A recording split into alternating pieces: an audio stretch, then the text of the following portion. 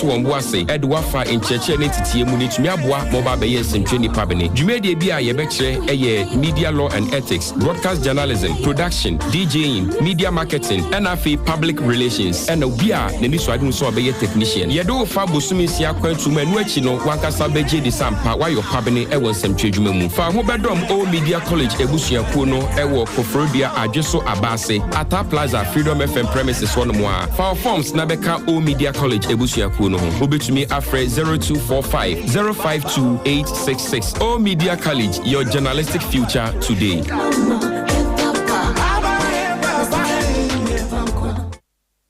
Freedom Radio 89.3 FM.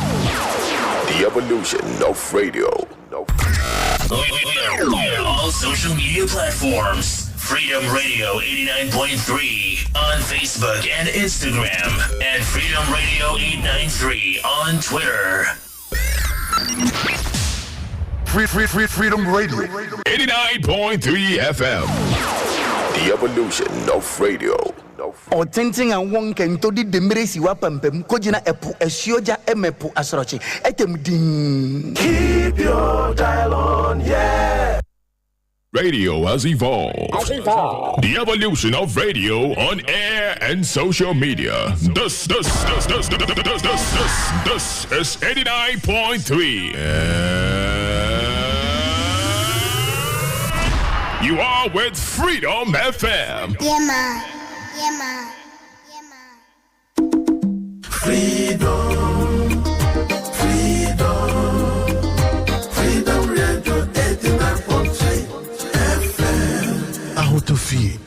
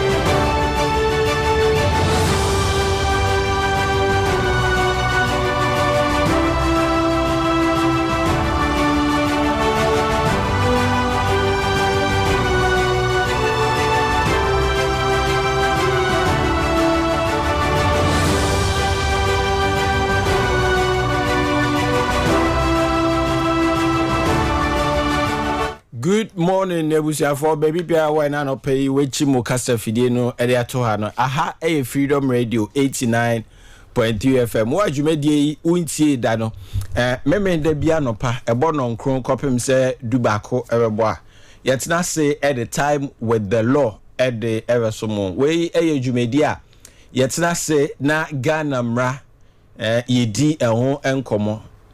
As I say, Obrana ye bonu bibi biara ye no emra ebata ho emra ewo ho a eno na ehwe so ne senti na Freedom Radio mpanimfo atena se ahyehye dwumadi se memende bia no pa yemfa emra ye fa Ghana mra ne fa bi na ye biebie mu yate ho atepo edi ho abobo na emu entiase ne menu mienu yetimi enya na ye hu se de betutu ya namon na ya boye bra ede afa ene a wotie midin ene fra PSA kwesi ganwome ena memende bia no pa metranse na midi dwumadi ho echiame ena no pen so oboade ede ache baby bia wa de okasa fidie ndi ato ama memo ache memo akwaba na mensan so eno wase na dwumadi enne anopai yedi enkomo bia ho ebehia menu mienu eye pa esani se anopai wutie se enye ka mu ena wote a bia na nam ka kwan ho anampo enne obekọ baby a obetena ka mu ana obefa ka se oye driver ni se oye car owner se oye passenger se oye obi a wonante kwan ho na anopai enkomo yi ho ebehia yi ede ama ne senti ena mesero se obefra uni bi aka che ne se time with the law an ebre no enya so abedwafo atena se ye na no pen so ye di enkomo foforo na as part of my preparation for ene dwumedie no enra na me hwehwe enieme mu kakra eho ena me hu se afim pinu ne aduonu no eye 2025 from January to August 2025 according to official data from the National Road Safety Authority. There road crashes in Kwanya esi ewo mangane mu no 9,626 na sa accident and asset crashes ahodo a esi ye no ye cars dodo ana ewom the number of vehicles involved no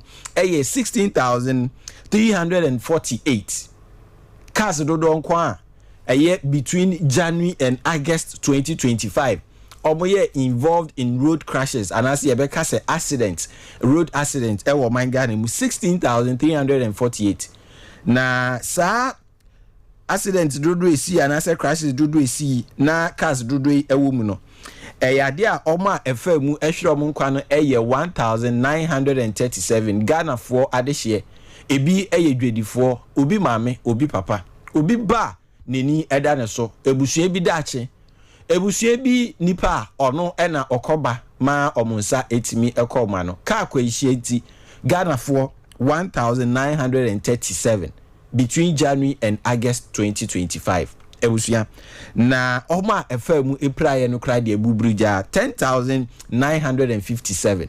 This is official data from the National Road Safety Authority for the period between January and August 2025.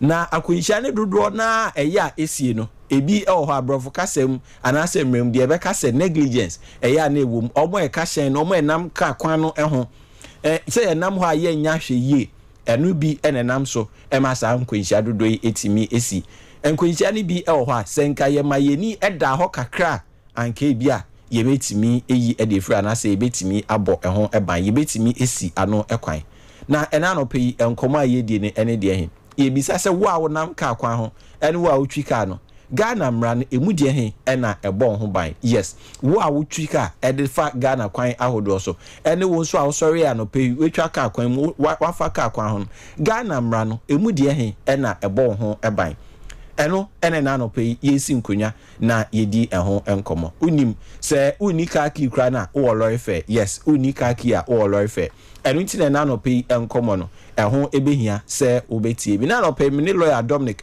oforibuedi ena yesi nkonya na yedi dwumedi ede abro na yenna O Media College ase O Media College ye Media College a Freedom Radio ye running wo Ata Plaza Brosan kese mu na ye ma omanfo a omani eje ho se nsentwe dwuma omode omo ebe hyem erinti Freedom Radio ye premises here na Old Media College ewo na no pay oba abo nsadisuafo no ebi aba Mira studio na ebi aba na no pay adechire ni adisua ebe koso erinti nsentwe dwuma weni eche ho se obeya na waba Freedom Radio ye front desk na Old Media College admission forms no waba bejibi eno eda nchen ya obetimi afre 0245052866 0245052866 na oni Old Media College mpenifo eda no etimi edi enkomo ene anope ye enkomo no enie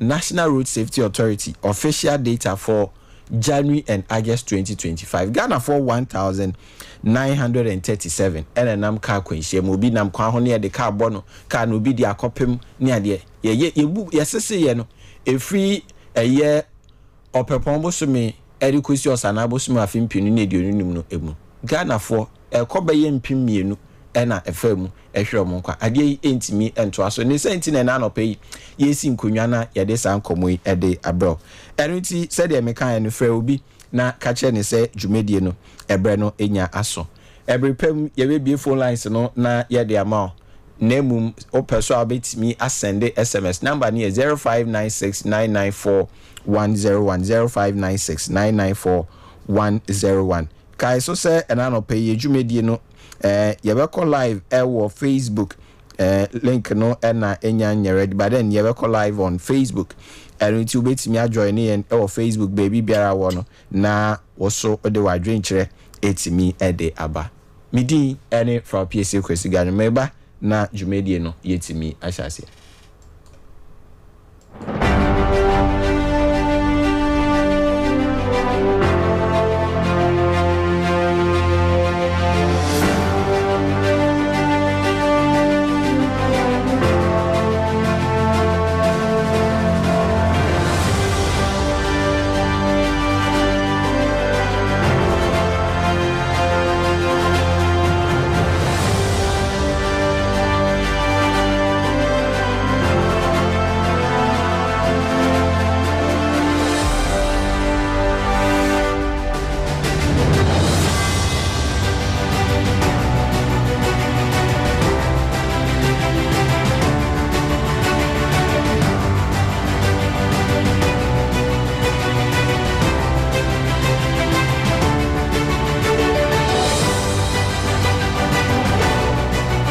Ebusiama mensanso mo akwaba high Freedom Radio 89.3 FM time with the law ena waso egusu na council enyatna se ma menko na memma na kwaba then no pay yen komo no yentimi emfa ehye so council good morning akwaba so yeah nya na ohonemu boko abade adawema ade achi yen kwande ye beka se ya da yesu ase mi se busia for so ho ya mi adum yeah mi se won so ho ye mi jinem adum ni bia so mi so na ena no pay ye di nkomo afa Ghana mrane fa ebo di onam ka kwan ho ene di ode ka enam ya kwan so de ebo ye nyina ye ho ban ene asudua sanso edeto ye nyina so because enra ebra National Road Safety Authority data no me share for 2025 no kranie miyem ehye me say Ghana for close to 2000 I know in full year data no name between January and August 2025 close to 2000 individuals na omo efa ka kwanhye mu etimi ehwere omo enkwa na niema no ebi ho a anka ye mayeni eda ho kakra ka ebetimi esia no kwan na ebi so ho a obi ho a eto no enye ne mfom so a obi emfom so na nam so masa akwanhya ne eba na mu nim se emra no aye nhihye bi de ato ha mana ebi anipa enam yenka ne se ne recklessness so masa de ne bae no obetimi ede nafa so ne sentinel na no pay nkomo yi yedie na mu mansa na no obrofo no na no pay so obesa so akire ba kwase na na no pay de ocheye no eye negligence emremu yeka negligence a lawyer for mu kire mu se Yo, kwesi ma menchia yeti for any ahwefo aya on streamline or Facebook. Yeah. Mo bibia akwaba. Say me de masoto forma. Na say program yi programmer nipa bebre ni di echi. Na edoni abrenyi na omobo Freedom 89.3 radio for abaso se mo yade. Se mo mani pe anka bibi anka on be kwa akutu esika pa and there no kre then all the be fa fitiri ho de na se ne kan ya adwuma manyame ani o man enti no ya kan negligence emramu no emi bebe I find say bibi obi anye but always emrani share omission and commission. So what I say? Yeah. And you know, or say negligence is the failure to exercise the level of care that a reasonably prudent person. And to when on far susu de bia to know the ordinary person. If I say be nipa kra wabodam. Sagata or better. Yeah. So what I say? Into something a reasonable, prudent person will use in a similar circumstances. So the level of care that a reasonably prudent person will use in a similar circumstances. In law, we are looking at your action and even your failure to act. Ote ase. Say why ye bibi and na your friend commission. Say ye wo adwuma baby. Na udi unim say floor no slippery. No wa hwie nso aguso. So ote ase. Yeah. You have committed something. And there's also another person and the human say you should keep the floor tidy. And you know she go but ne dey say so keep floor no tidy. Nso ne gu no. Say you fa obi o yes ah. Enti se ko ba se wo no a eye wa adwuma is your care. Na wan yes ade no. Say accident film ba unso e betimi a hold you responsible. And you know she is only go by your was said yes or say floor no tidy. So what I say into your failure to act. That is the omission. Okay. And the one who committed it say nyan so or no so no ebedi no. Enti you can negligent say emrade asudi ato so. Say esese wiye bibi ana say ensese wiye bibi. Na wahwe han ana wanye na enam so na bibi afemu asi. That is what we will say is negligent. Sir, asudi eda oso ye wo se wo ye na se wo ye. Enti afamienu sure de di kan no ade wo na ese wo hwe ye wanye tie nam so ma obi epra na obi edidem obi nam so ahwere ne nkwa ena ade nso na eni kwan se wo ye na mum se wo ye yenti enam so ma obi epra obi edidem anase obi afemu ahwere ne nkwa. Oh okay. Okay. Na se de di kan no eye ade e wo se wo ye no wa ye nhwe ha chese what na se aye nhwe ha ma chese ade no anybody. Aha. Okay. Any ever can say negligence. Pacho yeah spelling bee ni pacho yeah spell why na. NEGLI anamba no NEGL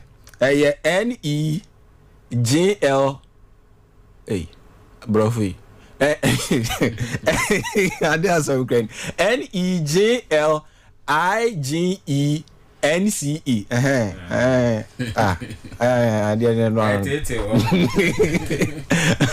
ade no nte wusi aye ye live on Facebook obetimi adjoin yen na ode wadwenche na FA wonse misa no ede afa ho enti se de meka ne ya ye nam ka kwa ho ya ye ni ka ki ni e wo lorry fare ni nyina emra ebo ye nyina ye ho eban eno na no pay ye hwe na ye di ho enkom na ka say watch ye negligence ni mu ne fe ye mra ye enkom a enne ye die no eso o hwe ya ye nam kwa ho ye van say me wo hui men talk a metina ka mu ayi bia ebia trotro na me kwatinem apart from eno so mitimi na nteka kwa ho na no pay matina ka mu aba metwa ka kwa mu mafa ka kwa ho me na me nam ho no emra no ni fa bi ho a me as brof cousin say dey be ka ni pedestrian no emra bi ho a ebo me ho ban Ghana mrem ana Ghana hihye. Oh, yeah. I say young comedy muno. Ubisa sembi. Now ubisa say. A year a quino. A year one dear. Is it for the pedestrian or is for the drivers? It is a question that is really, really important.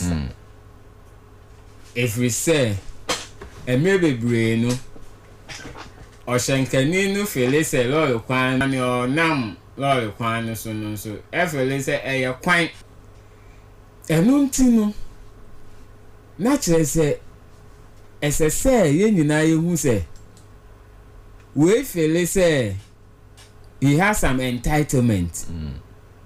Driver ni feel say our entitlement and no nam kwan no ho so feel say or entitlement enunti no saa ye nkomo no meka say e kwan no enye obi biara dia. Wow. Ownership of the road does not belong or is not vested in any of the two, whether the driver or the pedestrian.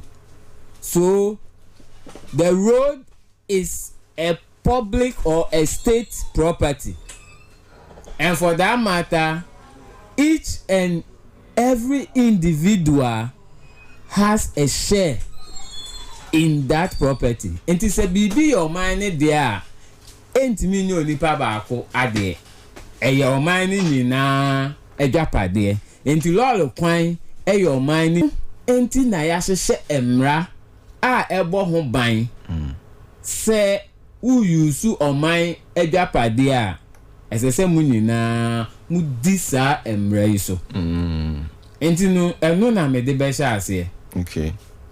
Se wa utwi ka wa nam ka kwa ho your oman edwapade na ye nyina ye papa dia sa na ye so ye di bi ye ho enti untimi meka se o me wo chefa wo mu echen. Okay.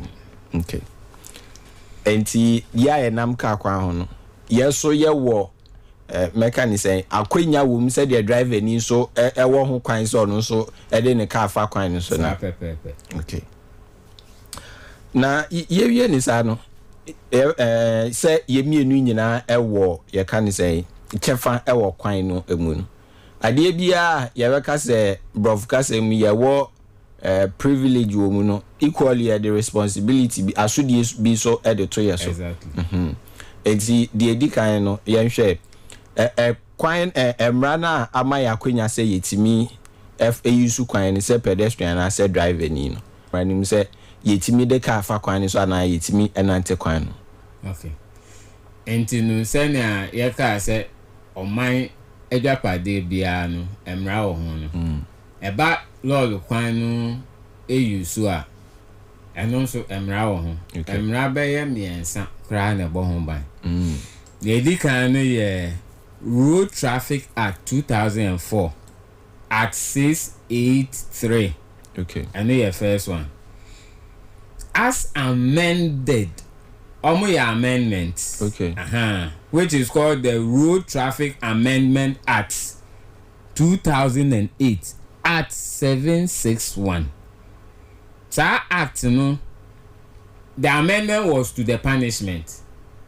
In fact, at 683 no punishment no not to say Only license square now trick I'll bet me akọ Denver 5 years 6 years. And you know I'm the amendment by 2008. And it's our 2008 amendment. It was strictly to the punishment. Yeah, you're also training. No, I go. Oh, Simon. Oh, yeah. Oh, First, then I know shit. Because it bet me akọ 15 years. Little mistake. And some of the mistakes are not deliberate. Okay. And to normal be say some of the punishment was. Everyone say Shenkeni dear. Ebia o na minya nkwa na atika ni, but pedestrian ni dear. Onam ho on enti sabre no oma etishan ni mu no.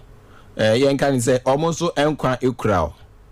And I say san say wo dear ni efidie enti aso de no de no esoni ni de no ye be hu se onam kwa na ye bibi a open na bibi to a ye free bibi contributing negligent nti enu nso nti no se bia wo chefa bi kura emran bi timi atwamu miensa na obenya ba akopɛ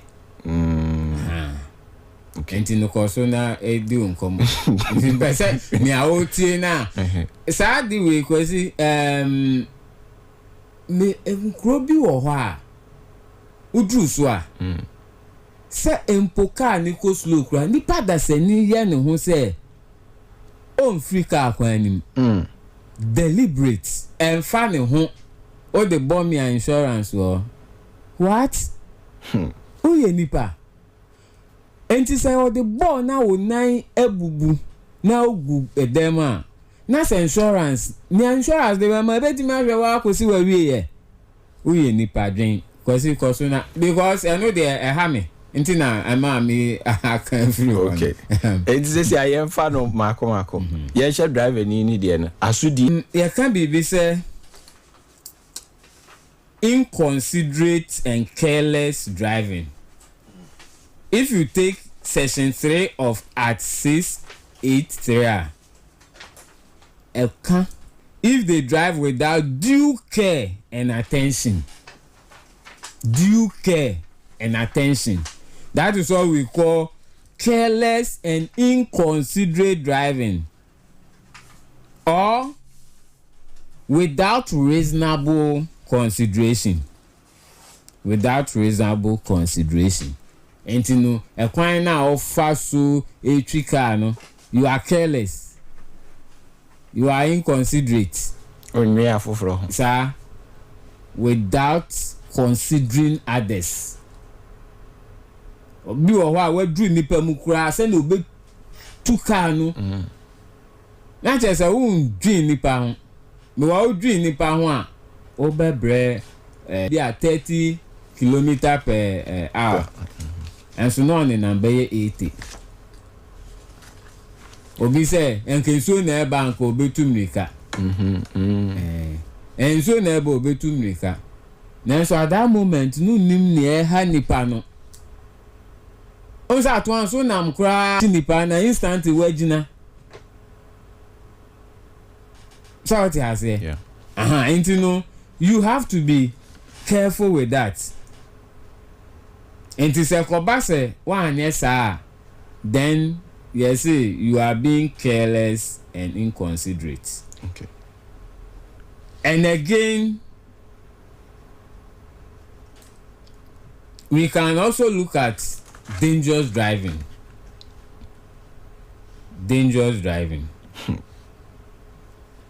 Section 1 of Act 683. Driving is considered dangerous if it falls far. If dangerous driving results in death, the perpetrator faces a mandatory prison terms of 3 to 7 years. Oh. Yes. So if it is able to be established that the driving was dangerous, the one who perpetrated it, that is the driver. Now, in this case, you know, near my bay, and I can say driving is near dangerous. Also, mostly is the speeding. Okay. You know, they have the technology. When there is a collision, they're able to measure the speed at which you were going. Okay. Yes. Even if they take the impact after the collision, the impact. And those surveillance cameras now I'm talking about, they take it. Cameras in a bobo room. Oh yes, that's why I say never think they are there for obese and Juma. And don't think like that. When there is a problem, you will know say Juma. So these are some of the things. Also inconsiderate driving and Yes. they toss me in dangerous driving. And here on the part of the driver. Yeah. And when you say be or hard the best also answer your call a year pedestrian no side. So for now, and maybe the driver also have a duty to stop and report. Okay. Say ekoba say BSC ana say o car na bo obia. Say utimi gina the nearest police station and report. Said yes, Ni. And maybe that enu na dey hit and run no eba no. Wa bonu yo hwa show obia ni ho no eja na to ho no okọ. And so if you can report to you and tempan you be friend nipa na nko hwe ne nkwan. And sometimes obi say it is true that sometimes where the accident happens ujina or one where more bashing you lose your life. That is why we are saying the nearest police station. And to just drive to the nearest police station, stop and report. Nearest. And at least at that time, the police wait me a shelter. If it's any panic, dimnika kura chesu kura no move do police station. Na police actually the what na kantaba. They cannot go there. They almost me my house on by attack you. And you know, yen nya shanka for no. Se koba se bibi nti either say a brief feel wa na say bibi na si ye e na o car abonipa. Mesrew but modern say ube tu anamon na police station e ben no ko na bomodern na ko report. Cancer my misa we answer ne ato so say passenger air twa kwan mu a driver timi bo abengu no so my yeti enu free one answer na ya to enko on So no well see I think say it is observation. Matna came ama driver ni I was even thinking say so about ben be wa ma ben na ye book e bu ya na nipa no so etwam enti oto ne book akra and ofa nipa na chi na say na no am na ben no say there be say me born na ben a ita so betete aba na chi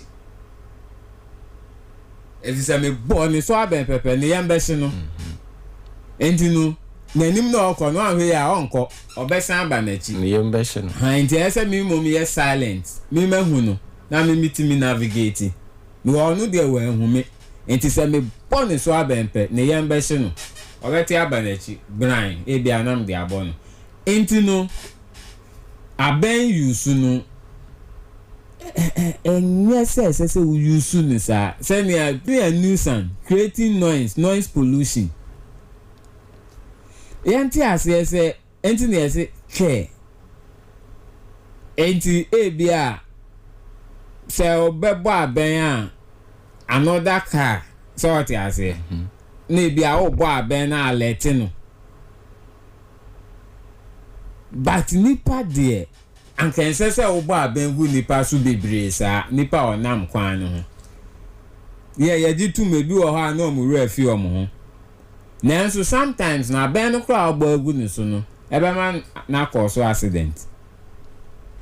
Intermediate me kakra minimum no aben ebogu pedestrians so no it is not the right thing.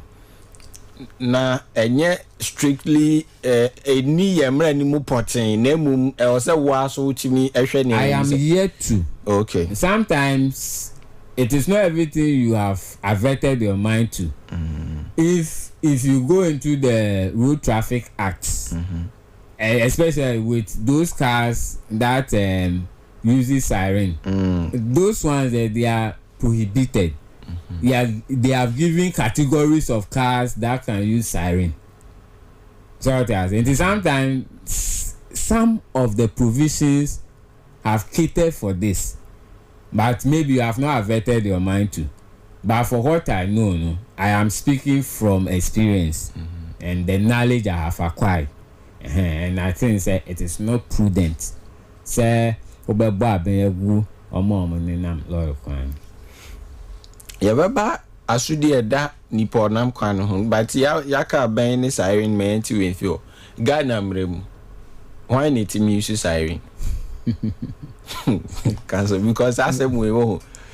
Oh, but say, I think recently, now Parliament, I think the last, just the past, the 8th Parliament. No more person come the MPs in our account and call for sorry, Ebu na. Oh, say, sorry, no. Use no, mostly no. I think it's being used to save life, and for ambulances there, that one. And share nipa bi to say your man penny na oko baby na esan say ni on ho be ha you need a siren. And police service also they need it, but not in all cases. Not in all cases. Okay.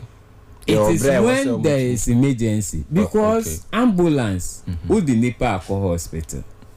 Now you are using a siren. It is just normal. But would the nipa na query now urban still you are using the siren. Unless say be a catch me say there's another one there okofanaba. Fine. But now you na ambulance ni be siren so you could be na 70. For cement. So almost they dodge traffic. That is the essence. Sometimes they use it just to dodge traffic. But say obia nim na nyese was an emergency bia. You are also a normal person. Just go by the law. Traffic no esia. No atobo. Efunka it means siren. No, say and no, I don't see the reason why it should. But when say yakofa na ye ba ni rakru ni me say nko 40 say ye ba. I want no the result I say, but in the town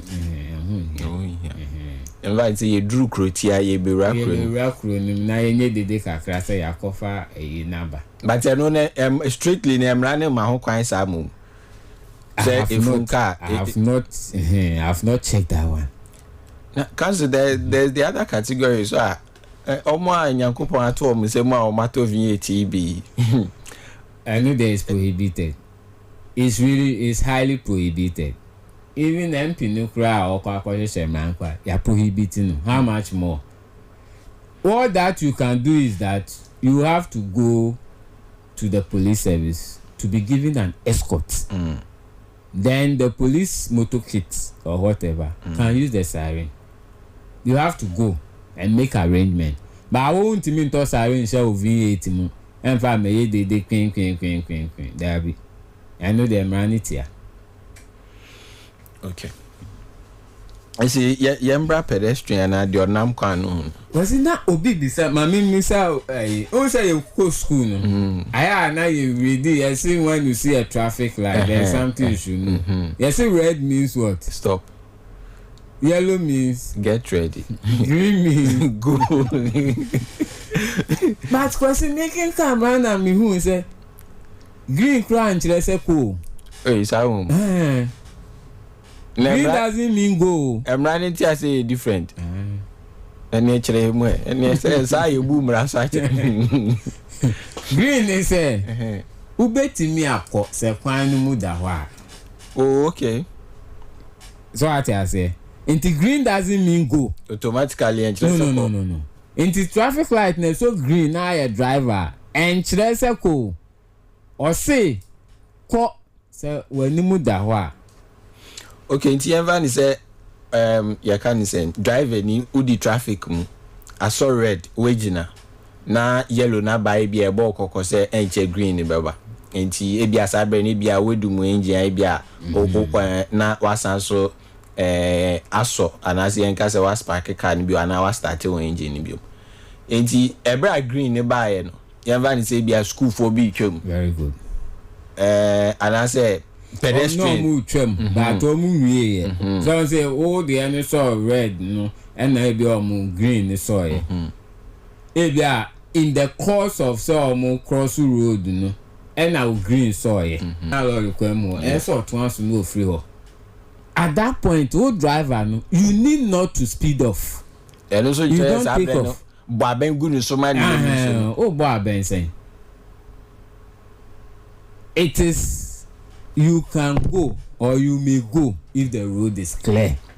Into green no and say o say do me so green now be hu na ebi no mu die che bo abengu no wa anim no so baby no wa anim so ahu bibi impediment bi o ho a ss o twen na ade kon no efiri ho and the next rhyme or say you twere ni biom e be twere ni foforo green means go when it is clear because there's an running card and na next rhyme na or say you twere ni foforo okay wow yes you dey bia you dey radius for time with the law honestly na yet also no yemra eye asudi ya eda pedestrian so me amenam car kwan no asudi ben ena Ghana emra hodo miensa obobo so asudi ben na de to me so ejuma ben na de ama me se menam ho ne o se me ye o car kwan okay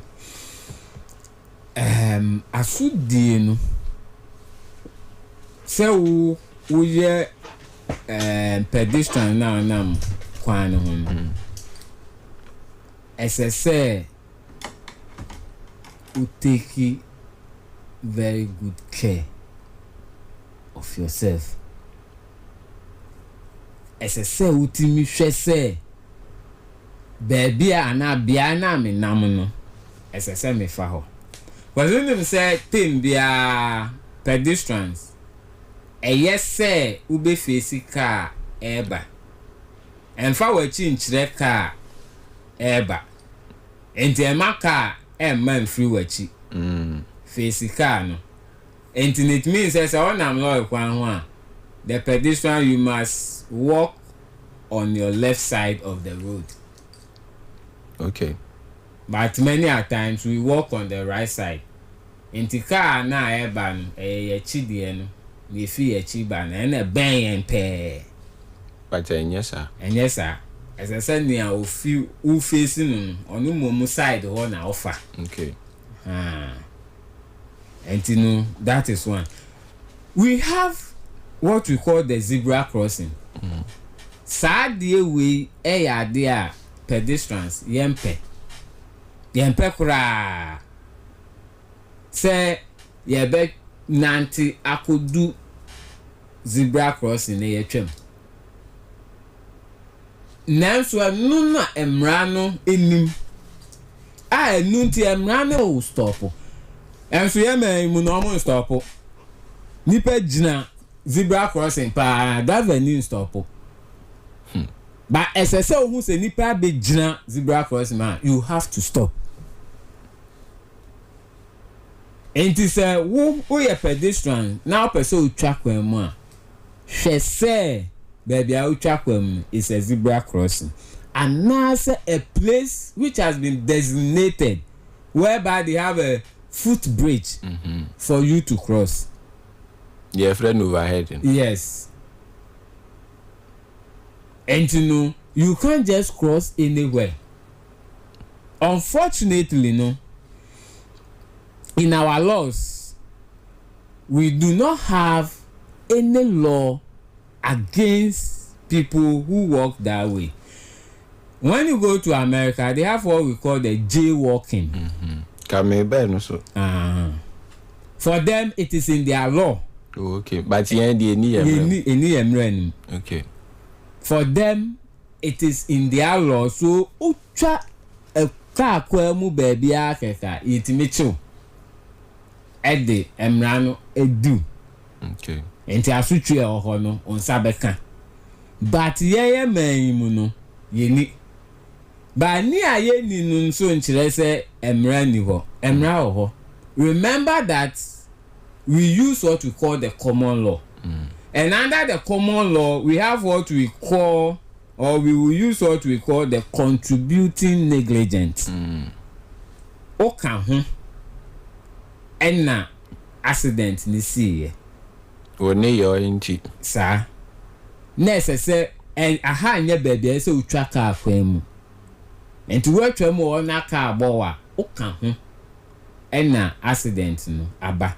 And a sign at all no aba. And we use the common law principle. When say assembly na say the court, because we do not have law against it as the Americans do, no, we would rather use contributing negligence. And to say utwa ka kwemo bia na ka bo na nyame adom when film. Na say bia ye pay insurance and yamawa. They will use the law against you. And for that matter, that insurance that you assess on Sakano. On Sanka. Onsa ebe can bat eso beti. Because okay and idea no esi. According to say example to say there oko baby. Driver ni won who say wabo pa. Usu famiko o da nya famiko enye ni awatu esika so ti ase enye ti say bi our station wakotua your fare. That one is different, but ebia private car bi yakwaye one who say ebia pick up a chile da ho. Oh Mr. Menu family si junction han say mi coffee. Ba wa wonso wa hu se nipa no wabo etwetwevi so who free tram na accident ko si a emra ne say you contributed to your injury.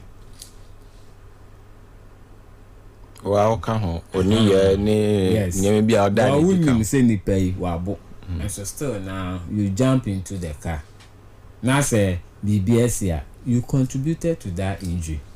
So that is another responsibility or rights that a pedestrian must observe. Okay. Baby, I can say I'm now, especially Accra, Madina Dieniade. Yeah, footbridge no, but a man from Percy be track anymore, could be as you na. A day we should be quite nam to if it now corner and then crab call before now. I just hold my boss. I don't know, Yavan say, I was there who could track anymore. One could show more. Na a share ball. It be a whipper, Yaman chadi away in free mo. Drive any na. Or no new cracker now could you more baby and you can say drive any bit me see you. Drive any no say when to me and more saying a macacho say no does not, and I say it has not captured that act.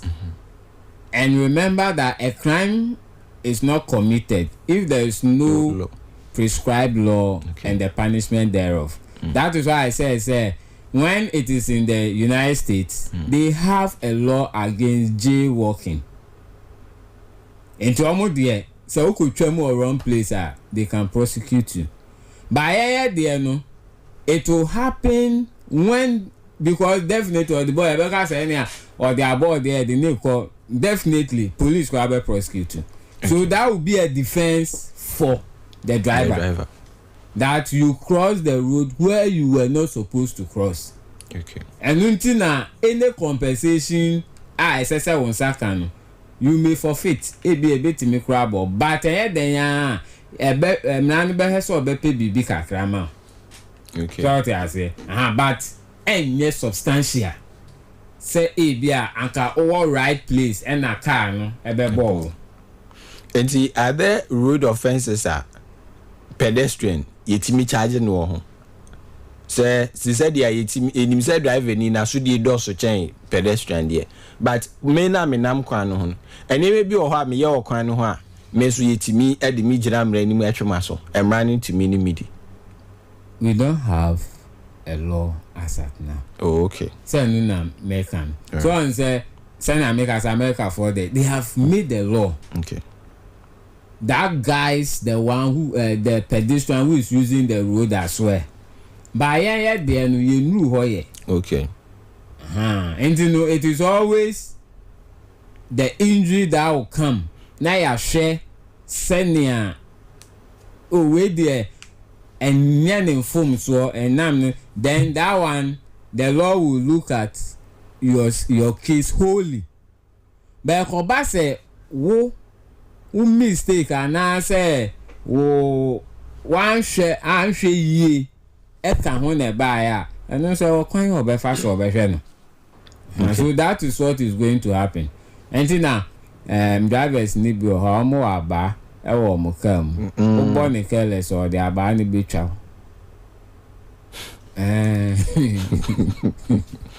Okay. Ye nyina driver for no ho kakra. Driver ni o kasa de di kan o ka dangerous driving.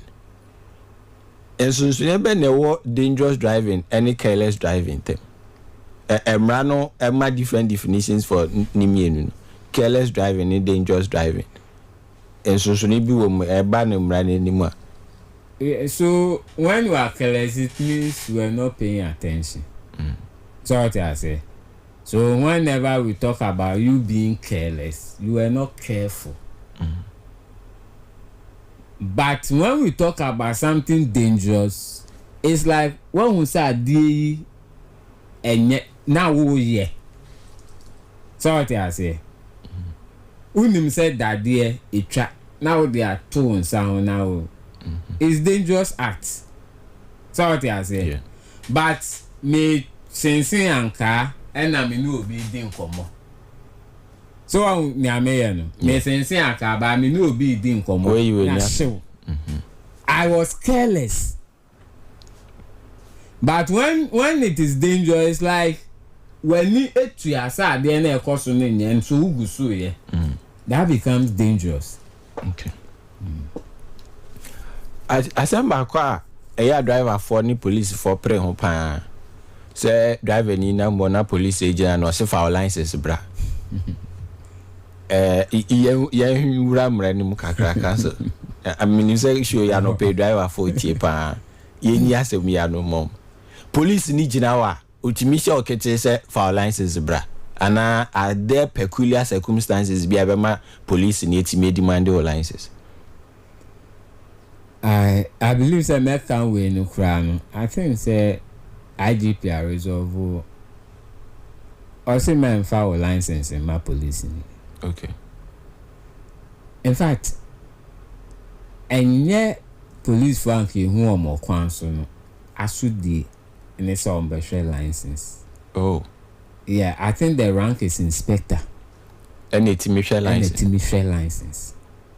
Now so inspector it is like they have delegated power to them. Yeah. That's the reason why. But Sekobase nipa ni se unkita license. He has 24 hours to produce. And sometimes you need license not change. It is against the law. And they do also our it is wrong. You cannot see somebody's license. So, Councilman, and to say Ukramia, ever driving in Nigeria, my license in Ukraine, or so for license, my meeting catcher and 7 farm out. She ain't see. And I farm out. You can charge me, member. Okay. So also on farm out, you can charge the person. All no new name also on farm. because bebree no ese or the mouth now they are so bottom one person or the man doing to me farmer enu na ekita me hwe farmer me na me hwe me farmer so on farmer now pa charging on the license no say obi license ni bi kra na yeso ni ma asotwe ben na mra no eka se emfaman because earlier on ka se emra no omo ebeye nsakire omo te punishment nso me ni license me testi estia echi etwika asotwe ben ne oma me se yeso mu a ubetimi I think say it has a but it is in the amended one. Yeah. The amended, up to 3 years. Wait a minute. From a fine up to a term of imprisonment up to 3 years. Yes.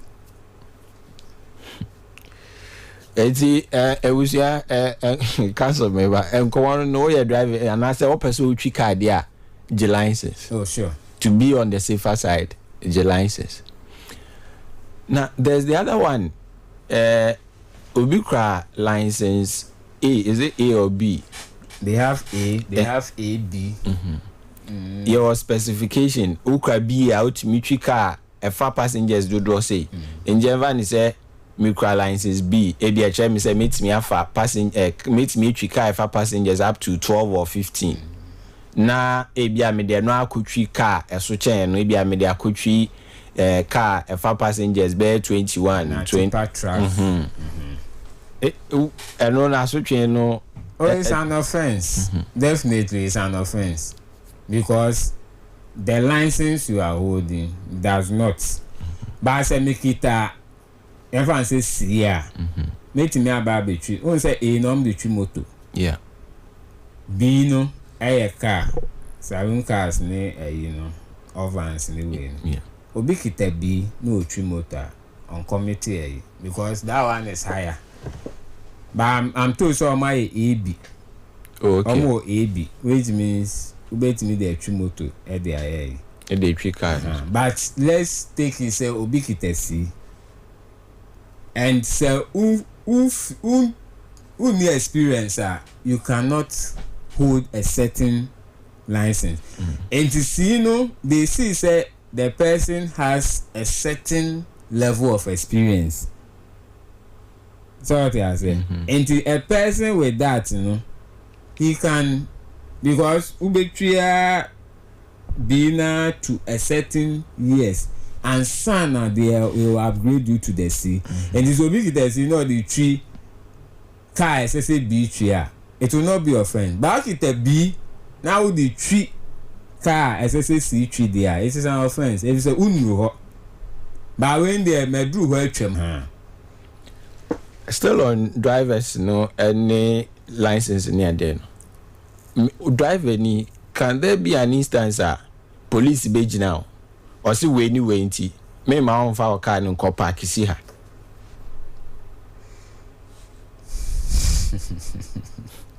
kaso asre so ultimately say he has belief say at the corner we identify e bia o share o time no I push you say then he has reasonable he said this can cause us an accident and obey to me am parking. Okay. But you cannot halt my movement. Charge me. Mami ko jina mrana no. Me ni fire extinguisher. Me mrana mommy. But say me ni fire extinguisher then you know. You see the best thing is that when the police stop you, the driver, you need not to get down from your car. Oh. You have to sit in your car. You put your hands on the steering wheel. And also, in fact, in other jurisdictions, the police will shoot you. Because he thinks you are pulling a gun or something. America, for instance, yes stop one ya fe na odo sabi river no o ko treat to and he has that right, he will shoot you. And when the police stop you, odo sabi to will stay anusu. Now what can I say a train? So I've been in a car with a driver.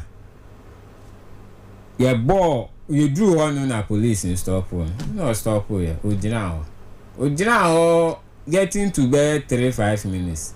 No 2 now they call. Because they expect that Ujina si form the breach now ni made in come. For what? And you know who yes stop wa SSA Jina de Ujina. Jina Ujina tana okay mu na train police ni no. No man may no inspection and now whatever he wants to. But sometimes some Ujina they are there for a purpose. Tip will be they are let them and you know they are doing their search. Allow them. Sometimes I sit in a passenger's car, not police stop. No my transit obi o and I will stop here and here then. And who here? The Juma say omunya reasonable suspicion be they have to carry out a search operation. And to know beti me you munyina am work and mercy from SSA Musi. They are not going against the law. Okay. Yemra pedestrian ye twa kwan ni mu no ho kakra. Me shop wo kwan ho. Na me ma e wo shop na ni mu di agro. Na me ba ni di America na we twa kwan ni mu. Emra ni timi so me owufo ni for negligence. Oh yes. O akola no bibi akola na eyewo awofo no. Even when we come to criminal law and we are talking about juvenile, sakola di boni bia eto e bia asotwe no emra no de ma awofo no e fa ma akola no se enim se driver ni timi use phone ebra o twika me twa kwan ni phone tare maso me pedestrian me twa kwan ni phone tare maso na me we fi me ho na ye kan say accident esi already you hu say ebi ni kwan say driver ni obo abengu pass pedestrian so ni ade in that instance. Okay, I don't think I have to ask any longer because earlier on, okay, I said, enya dia driver ni ubeti mi a charge pedestrian per hour loss. Ebia other some other. If Ebemua, and no one Albeka said he contributed to that injury until that becomes the contributing negligence. Okay. Back to driver for the overloading. Assumption bed ne wo ho Ghana mem. I was say me fa passengers 5, my fa 6. I was say me fa passengers 12, my fa 13, my fa 14. I was say me fa 15, my fa my numbers. Oh yeah, and you said I was because you have broken the almost number of passengers. Into abroad so yes. We boom raso and you know that particular mrano any obedi emra ese enva dudu ose and sometimes you can load you know even with any amano goods no okay because the road is made to carry a certain area and sometimes even the foot bridges that they do it has a height it you will say and says a ulodu near Madru say, oh, qua lights wires, a big HHH lawyer quem. There have been instances I mean, I'm lawyer Quansoa. A Ubunus and Crawforty track BH, no kitted the anom the Peja light a wire no, I'm a car no etimetrum because Mujaya a bet talker so it's a near man no man. all these things, yeah, you are breaking the laws.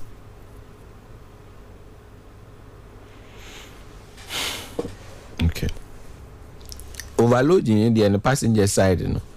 Yeah, it had to say I was offer passengers 5, no offer my number, so as BB could accident could see. In that instance, insurance was a passengers no enyano.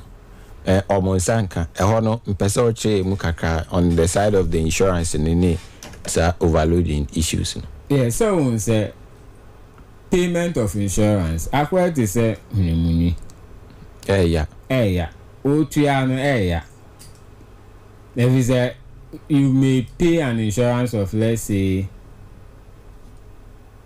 yeah, so the whole year what your insurance bill says, say 2,000 whatever. But say the accident see na you should na it was and there will be a for na genuine. Yes. Na say omo ho keka and those things are. Sometimes the insurance compensation paid to them, they are huge sums. And you know, or no about to escano. So you investigate. They do their investigation, and he gets to know say, oh na, nipa no kromo bro near so far. And no so be na so on friend to ya. That's what I say. Yeah. And you know that is where it comes in. So it is the insurance company that will do its assessment and investigations to find out. This is a said driver in the fabro so then it's likely say money na monsanka insurance if you say you've breached the contract. It's a contract. Indeed, if you have breached the contract and it is a condition, so it will form a fundamental of that contract. Indeed, that is whereby they will not pay. And to know passenger now offer car, you have to insist on that right. Say car no fa do say asun. I told the beer I am here anyway. Ebia bedia ye wonu car ho ye din. Enti no car na ye man so aka nipa be mi no ye force form nshim. Mbetimi aforso de o ma shim. Ye mo mpa ye say bibia nsi ye nkodu asundwem. Se BBC dia insurance company no so no be gina so a on friend to escan. Nti emfa say BBC say overloading see insurance company name tua. Me na me passenger no metimi a file civil case a DT driver no. Ya menya me wo case. It was an instance in him. And here is the case. Wa insure car no. And nipa no fabro so no. More passenger then I'm confirm. Did you object? And she said, "Everyone says me file civil case na me case ni be gina ebra offer no. I was say me object. You have to object to that overloading. Na we ntie na esibia. And when it comes to let's say ABR drivers and those things, we have in law something we call vicarious liability. Many a times the drivers, even if you see the driver, there's nothing you get. Okay. But rather it is the car owner. So the car owner will become vicariously liable. Okay. For the actions of his employee. So in an employment contract, the employer is vicariously liable for the injury or any fault that the employee commit in his course of duty. And you know what occur mame na me de kokwan so me koyeses ba ona me de brewa se me fun na se me ye bibi a etia obi a nipa no e de me driver no kokota e so odo kan because you have the deep pocket. What they say anya sa driver ni no kwa obedi area abaye unya tro because e car na nya ne dia or yeah, Juma Mobi. And you know, when it comes to contract and employment contract and those things, we still see what we call vicarious liability. And that is what I've explained. You need to say, baby, or bad road, a defense, a bra, even the driver, ni, or maybe a mechanic report to Muna. Me try say me the basic one me na nyana e bia me dia copy mo bishop ase me dia cop bobi bad road a defense e the my driver ni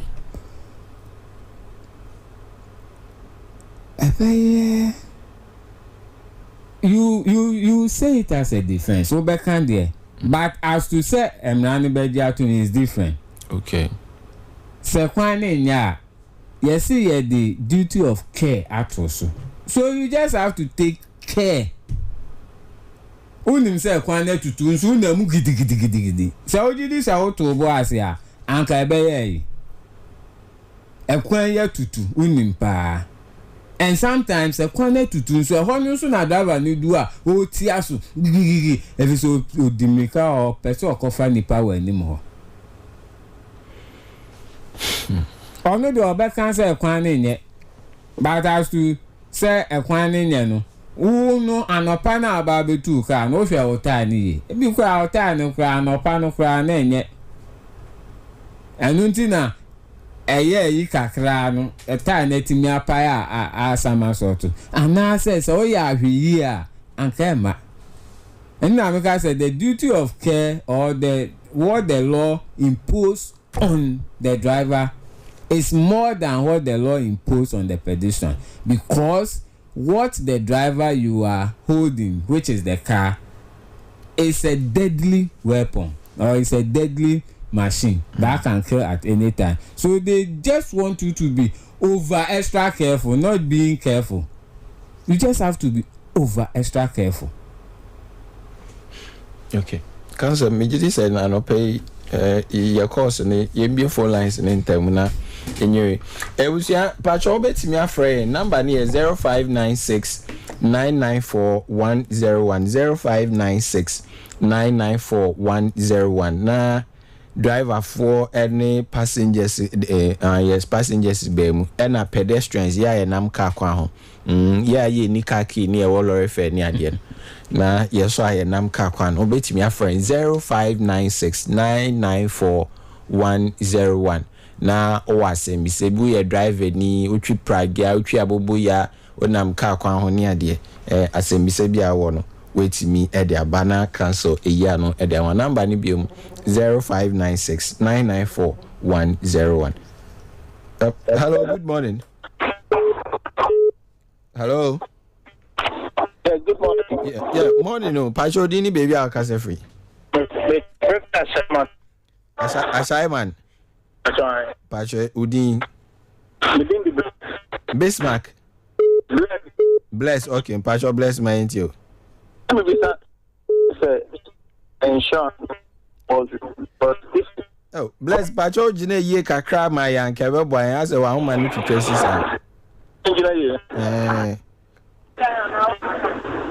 Hello. Yeah, Pacho ye too. Me na me see me beside council say I didn't think insurance here compulsory. Pacho. Hey, wa home they all can actually there yentio. But yet I didn't think insurance here compulsory. Maybe I cancel amount. Why? Okay. Hello, good morning. Yeah, good morning, Williams. Pacho Dean. Williams, okay. Pacho yetio. Pacho me say I say we passenger car be oven na they do police check.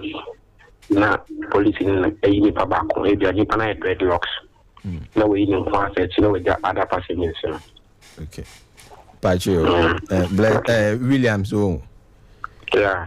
Pacho, cancel be you are no why. Pacho. Okay. Yes. Oh, Nipo Frey to me. Okay. Oh, Pacho Frey, number is 0596 994 101. Yeah, hello, good morning. Good morning. Pacho, you more ready no my kakra why? Okay. Hello. Yeah, Pacho yetio, who didn't baby akase free. Me Pacho FM on David me fresh. Okay. Pacho me into. Pacho the same bisa say a brave bank and a police need to meet drive any license our clients. Okay. Pacho, who didn't or him David do? Pacho. Okay. A brave na police need to me a driver license. Okay. Can't obey you. Why? Because it's you. Hello, good morning. Hello, good morning. Yeah, Pacho dini baby out. Me first Kofodia. Okay. Pacho dini. Me Kweku. Okay. Bra Kweku me into. Me mama watching. Me need my pam we the boy no pay. Yeah, that's a baby. Pay Pacho. Ye penny no kasa no. O kan say in case say ka abo bi an kan pese me hu say o kona say o de ka no bo bi a. Obetimi agina afa no e di na ko hospital. And I say, no, can say, or say, who report to the nearest police station. Okay, so me fan say, who born on one fan, and I'll call report to now, who do and honey and Hannah traffic here. I bet I'm up for back and can't say, be a born Pakuna with Johnny. And I say, oh, man, you know, who say, no, to talk report to police station, and I'm not going to say, be correct. Pajodini, so me question after the I say, said they're okay. Okay, say, oh, they're consulting my two question. I say, I want not to move back. Or this Bonipa, or who could report to the nearest police station. Okay, say, Oshana Ujina, ABI won't say in the Etienne and Pembe no, ABI Crum, driving in a Bonipano. Oh, my wohono, almost one shay Ujina, Yabatwash and Swabon. Say, is idea. Near police station I report but baby our boy nipano nipa ni ho nya baby ankrofo wa wo gina obi ababebu any day gina na fa ne to come na fa ne hospital what I say okay but no ya me dey cancel dey obi ramranim why okay you mati you that's it yes that's it baby you hello good morning boss Pacho Jumo radio ni kakrama why me de Kwame. Okay. Because very soon. Back Kwame me into. Me drive ni na. Na me so person bi say. Drive ni say be one for passengers. Oh, maybe on highway so. Na say passenger no ka say oh be a driver who come the car road. Who come the car road na say be a who so the car say around be a the we are answer or the start wo drive now na BBC a I don't need to phone on as a passenger. Oh, America na passenger ne kasi. Me fan say highway so na bia me ko na passenger si oh driver o ko America na obisan so America be na me ko na se bia hostel na aso or the statue or drive now drive na BBC a. Driver ni port na say passenger ni port. Okay. E bra kwa Patrick City.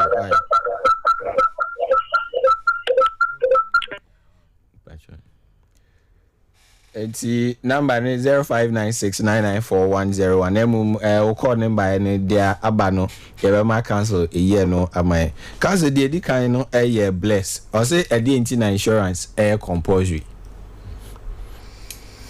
bless nti say compulsory because it guarantees that when something happens and you out of pocket ain't mean sufficient and those who have suffered that injury, then the insurance company will come in. So it is mandatory, it is compulsory. It's answer send I make a bill driver no cry tell and send the bottom by accident Nessie say be na nipa na accident obi o ha serious and they cannot work again omuntimi nya adwuma nti anu nti no there must be a compensation and the insurance company will come in and compensate them. Okay. My referee. Hello, good morning. Morning, sir. Pacho dini baby akase free. Your friend nyame ba me friend Kofodia da. Yo, nyame ma den ka ye nyina ye bi we na nkwa agye din ato ho so yi. But you why me feel me you. Yo, me pacho. Me to me drive na. Toda o fa kwanso o ti kwanso be say 2-3 minutes bia na police barrier. Okwa kakra na police so fa di car dey now. Oko ani kakra si barrier he na say back kwan bi so maye because police for no mo ha bi pa. Wow, Pachi nyame ba cosity why? Because toda o shawo nso a e bi dey now for 5 di mami but then di mami. Okay. Pacho cosity why nyame ba. I said, me say there, prekese wumpa. Okay. Yameba there so, but then Yanko Williams. Was it Mremuno? Is it legal say metika mu medru police checkpoint? Na police ni jina ho obi jina ka ni ho hwe ka ni mu a se wo sibra na ye mi esifam na we jada passengers na me nkwa obo me search. Emrama ho kwan sa Emrama no ho kwan say makacho say the law gives the police a wide discretion to undertake search. Remember when it even comes to arrest, any little suspicion they have it. So sometimes so obekaya maybe ye din komo ana meka say Shatawale etranity impese ne brand unso wonye Shatawale but unso aye wuti impese na ye nim so se impese nso ani na but obi o nso a ontesa.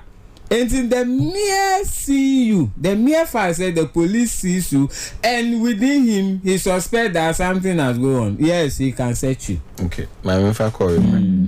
Hello, good morning. Pacho Frebium, why? Esra, one phrase is here in Frebium. Cancel, sorry. Wait me, trust. And if you don't have anything on you, also for that one there, or they have not gone contrary to any law. Okay. Stopping the car and saying, you get down. They want to search you. Oh no. Next one is not against the law. Okay. But sometimes they may abuse it. That is a sign of kind innocent person, but may dress in tea. Okay. Next question if we David. I say everybody in a police every to me is easy driver any license. I think we no boss or cry on. Ma kase anka mremu no enye police ni bia o she uniform na timeje or license I just say near the rank inspector but as I say enye omo mujeje akwa no hu na inspectors no enti ever answer my delegate power. Now when you are involved in an accident they can seize your license. Okay. So let's understand that when you involve in an accident, a road traffic crash, they can seize the license. Okay. 2, when you have committed a specific motor traffic offense, they can also seize your license. But this is the caveat. Excessive amount mandatory receipt. That mandatory receipt will give you the opportunity to continue your journey. Okay. It is a seize license excessive true receipt now. So that so do even the next checkpoint here say or license when bet me the receipt actually, which the receipt will indicate say you're seizing a license. Sorry. And you know, when the license is being seized, you must be issued with a mandatory receipt. Into there are some drivers for our license by now baby. So I actually say to take it, mommy. That's the receipt. Into so unkite bi or how better man they are on farm. Okay. I know David there. The next one is Kweku. I say said ya udi kan no yɛmfa sɛ me driver ni me de car bobi said ya car say also report at the next police station no every ben and also cause e bia wo kɔ no na nipa no free mu ye be de hu say o na adwen we na wo tiri mu bo nyina no say na me drew next police station na me kwa akɔkyerem ana say me kwa akɔyɛ report I think no ya kyerem ba say obeti mu bi wa but yeah setting the record straight yang make us say the ka man ka say o born na ebia go to the police station. I made a statement say eto de bia say obi the car bo bia bia na or the car ni bo nipa no the people there are so aggressive say why we na ujina ha mob action they will lynch you they will kill you and you know in that case the best thing is that drive to the nearest police station and report but say bia obo nipa no obi anywhere and I even say nipa or but they are not aggressive why won't you stop and take the person into your car and no more JJ on SAB because I have heard news like boy no and our time ne to come oju baby any penny no yi ne to ho and no call ni baby so be any no ho and you know say fa no kra to come yes I been pan na o dey fan but omo tete ho na omo nimu no obi nkan ho na mo fa ne nko nipa nkwa de hu hia if say wa anye sa de no na se ekoba se nipa ni free mu na yetimi tracy wa awaso twen no kese in the course of my journey one happened na maame na sori ahomrache o twalo lukwemu o kodwa o twalo lukwemu ena car no two roads we kwa ha entinu yes no ben we car no ebo ne kakra ena otete sign call na chi na okoto other road na over and the farm suku onto we instantly but we na enam ne sunti na adovan no be you know ojina mu efi clean to crank entinu say on say enkwa enam saso na I always say I obi say obi ekwo obi ni enya ade a se nipa nkwa free onsema enam so na nipa nkwa free nsema u be fa ho totroto even if it is a self defense the murder will reduce to manslaughter. This one because of the things that he did and those things need punishment it was the minimal because obia even maami na busuan for crab baby there dance here say truly when you mumu he bought the coffin 1 week of our car and those things yeah nipa and said that say accident inci say ekobane sa please ni obeti mi aye de aboa no ye boa a sign na esi enti na friend accident no it is not an incident obi a boa pa ya na bibi sa o sheda no it's an accident out of control enti say yekitaka na say a sign ma ye ntwe ye ho ye momodin bi say oye nipa say unua obusuani na bibi say tu na anka ba de obeja ne sa enti no omu abia kakra obetimi no fa bo anipa no okay and next one here Kwame ze me driver ni mafa passengers na passenger with kind driver how ko America do driver how ko America do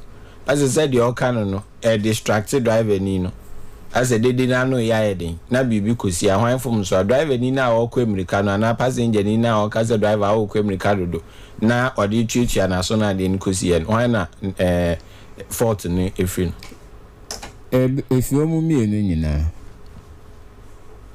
me di ka dey na how ko America do na to so me no onu so ni dede na o ye no also say a disturb for peace to prevail to speed in eso unti media fancy man no fa for sino because me can accord do no so ni yam sheshe no and if it is true that we come Ricardo do why don't you slow the car and you have to pay attention. It means you were not paying attention and a BBC here. And you know yanti say yeah driver phone you kita ni pankwa yan passengers no so yeah the yan kwan share driver ni nsem and you know no we must come into a compromise. We should always come into an agreement. And many a times say metraka muna driver ni passenger kwa if me pentema me see for me fa for because or the sebufu na ena oye nipa or the sebufu no betra steer na echi no there two car say baby na me kono nya ya me see for okay nti yava said there okan emikana no eden you do police checkpoint a passenger ni meet me report to driver ni yes oh yes and a driver ni shoot me report to na police assume yeah was akwen oh yes driver ni bet me aka say passenger no ha me or distract me the police will on Bema West form no afa foforo also driver ni so a omo report to they will charge you. Okay. Yeah. Na nyameba question. I say police checkpoint and as I do so quite so do have police for how do have police reasonably police checkpoints no do say no say all kinds in this case you say how long should one police checkpoint be from the other? Kwanye was a dog in terminal. I don't know sir maybe or horse idea. A better challenging for me for me to know the number of checkpoints, but I always mention other jurisdiction because we happen to get to know some of these jurisdictions whereby in America every 100 meters there is a police check. Every 100 meters they have a police check, that one. But in our jurisdiction it is the duty of the police to designate the checkpoints. Yes, so they have designated checkpoints. However, for operations, they can create checkpoints. What do I say? Ebia, omanya tips say contraband goods be FRC. There is a checkpoint. It is likely say nipa no betimi aswevo that checkpoint. They will create a checkpoint for them to be there temporarily. And to Uber say there are some checkpoints is temporary.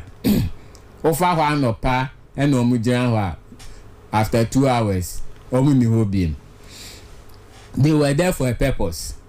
But they do or they say or crassy the call a tinkon holiday 24/7 or more. Then it means it is a permanent checkpoint. But otra ya and you no mobile. That is also there. It's for operations. And you know to say the number of and send you can even more answer yes or more na from me go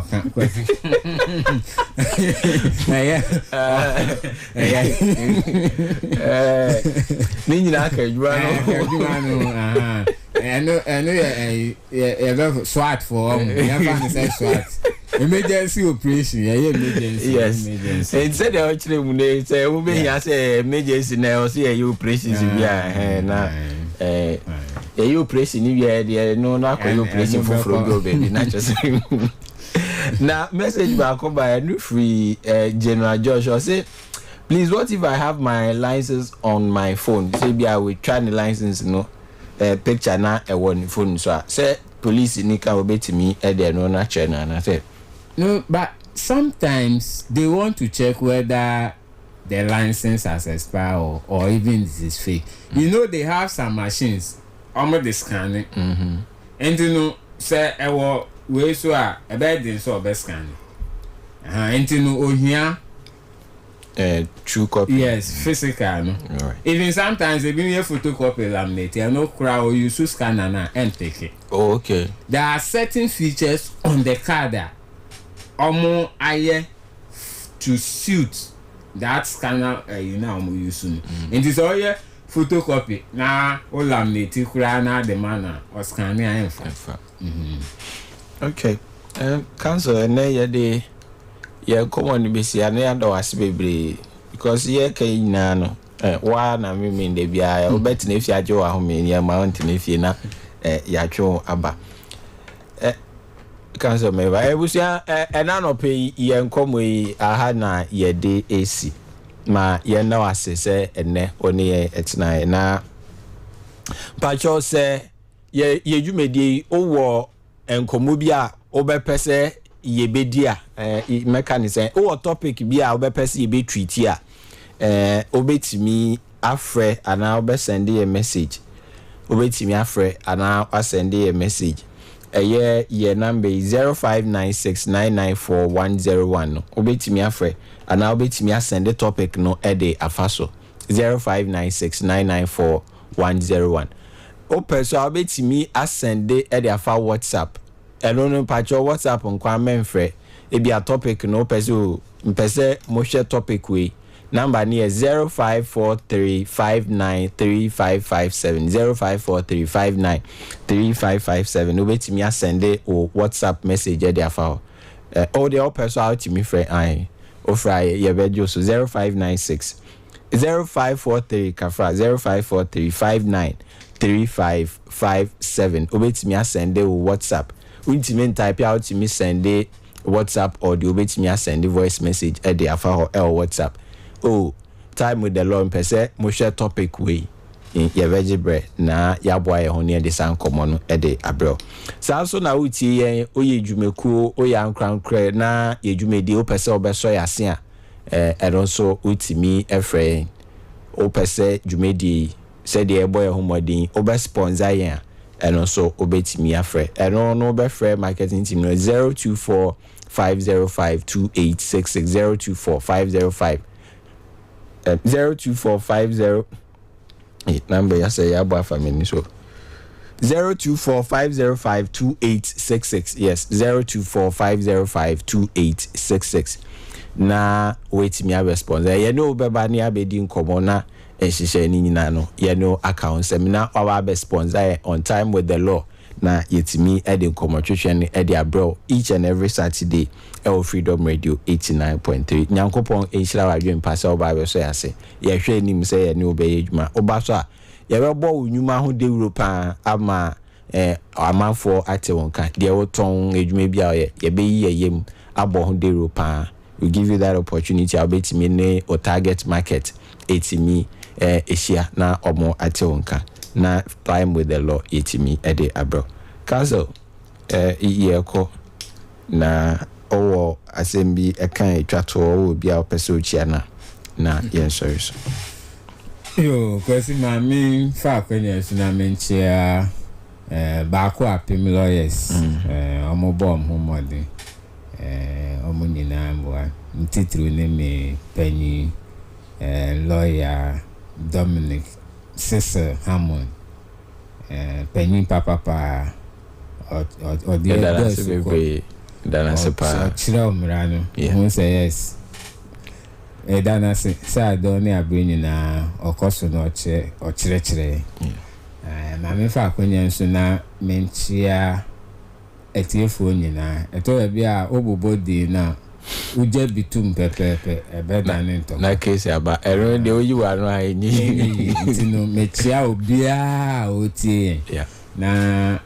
yenyina ayenkoso na yenkoso nti senia kwesi kan no se dwumadi eto wakoma so na wani gye ho a menim se nipa bebre ni gye ho brabe ho marketing team no na beso dwumadi ase aje so hwe a oma bo ho modern perfume ra e sha ase sponsorship bia my and so down near bringing na omo de ba nti samre se omo esrese adom for meso mo ase na yentimi fa program yi emra Saturday bia eji se enam ne kwan so na sawodo ho so bedom freedom time with the law menyi ni se wadwuma no bia bete ebi se ye fi akokra ye be koso na ya gbo wadwuma no ho daru enti ye besre na adomfo ni na meso yimu na biemu so se na okan ye no se ebia bibi echire wadwan na se what topic bi hu asempen but unim ni sibre ewo mremu a numbers or the two down in the WhatsApp name na abetimi dey afifa so na wetimi the topic na ba na say o de bibi echire wadwan the man ebia obetimi afa so no the accurate topic na yetimi akasa afa ho na aboa ye nyina ama yeti na ye nyina so anya no yie ewo so yenya yenam ekwan so eye adriverfo any yen pedestrians no yenti ase se lori kwan enye yemu bia edea lori kwan ye oman adwapade na se oman so adwapade bia ye mra ebo ho ban entinu yenhwe se emra no asudie a eda ye so no anaso de ato ye so no yenyina yebeboa sane ebeya yenyina ebefa kwan so jojo na anka emri bibedu na omo de pedestrian crash ni we beba na ka so ate na se minu mie ni yenam lolo kwan ne ho a anka ye de enije anante ho to ebi na nam kwan kra na ayam hyehyeo usuro baby amiko mi bedu if say to the bia ke bi betwa ho na ohwe no ye na utumi bisa say na kam we kaminensi akwa anka afaso aya ayam susuma pedestrians no ho nye ye yen driver for no yen susuma omo ho ye hi eya to the bia no amu ye no say me sha say me ka say makna baby nebo ekwapim makropon because wo omo nam loro kwan ho a was ya say loro kwan ni yo modia ka bakra won peso be makwan mesro omo aya omo nanti na ye hu say loro kwan na ye nyina ya dia ka timi faso nso timi faso na nka ye mfa kwan so kama na ya sumu nyu ye na nko ba se ka agbo we yo ka yese yo na we ko fa ka ho na ni titru ya na yeti be bia cars etwam pa anti ya ye food bridge no ye momo de ni enfa so se udu Medina Zungwa me hu se o ma ye na de e de a chekwan nim o mu ye first o mu bubu no o ma ye foforo city guard for omu ufa ho no omu chi omu betim omu twa ma na ya so edin food bridge no omu ye no they did it for a purpose all the nyame adomo na mienu wo ho nti no ubeti ye ne steps na betimi ba wadwen se unua na oyusu wheelchair no se ugidi se ye no sa sene aya no straight na obetimi dey afo enti na akologo ligi sa no it is for a purpose enti anokura mpo moto kura betimi afaso because of sene aya no ewade na nso yenti asese it is for a purpose enya wo nko a sebi ona mienu no ugirejina so no nko anti na eye food bridge no ya hwe nipa nyina won o yusu wheelchair omo na ya yesi enti no yenti ase na yemfa so okay say sanso na be nso a na parliament nhyehyɛ jaywalking mra ni bi no mo famra na ni ofa ba bia nya ya boka ene den kwa ya be generate scam man yo kase da se bebre se odi efutu e de asoso pacho wa be person ne cancel be kasa ne pacho ne number ni 0245 430-282 na one no akasa nkomo bia pese one no edie no na wetimi ene nedi na no pay me din ene fa PSA kwesiganyo me ne lawyer Dominic Koforebu edi ofri baako apem chambers e Koforedu Senate eye abrosan kese no emu kaze mo ni e 4th floor na 5th floor yeah but 4th floor 4th floor yes. Enti all kind free as your office na nkasa anka your 2nd floor ba omo your renovation okay. Mama in temporary office okay. 4th floor okay.